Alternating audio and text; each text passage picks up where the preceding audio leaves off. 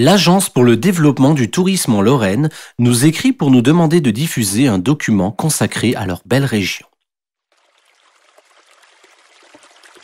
À travers les carreaux sales, Henri regarde la pluie tomber sur l'usine à gaz désaffectée, d'où il avait été licencié peu avant le suicide de son frère trisomique.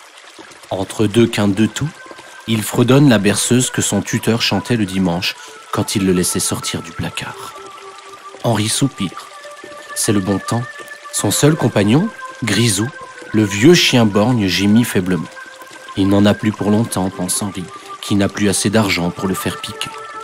Il se racle la gorge et contemple les murs de sa pauvre cuisine où il dort, fait sa toilette, prend ses repas et qui constitue la seule pièce de son appartement depuis l'effondrement de la charpente.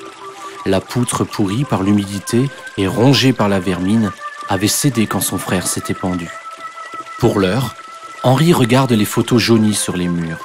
Odette, sa femme, semble lui sourire, malgré son bec de lièvre, son goitre et ses lunettes à double foyer.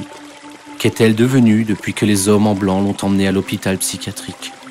Et Monsieur Jean, son tuteur, l'ancien légionnaire, sourit malicieusement devant les restes d'un village incendié. Est-il toujours en prison? 12 ans déjà. Quant à Gérard, son fils unique, il est à Paris, à la faculté de médecine, dans un bocal. Soudain, on frappe à la porte. C'est Roberto, le voisin qui travaillait aux abattoirs de Thionville. Pour la première fois depuis 40 ans, il vient de gagner aux courses. Les Lorrains ont un cœur d'or et Roberto étale toute sa fortune sur la table. L'émotion saisit Henri.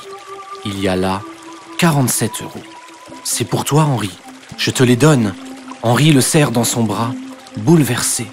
Comme ça, tu pourras faire piquer ton chien qui nous empeste depuis 15 ans.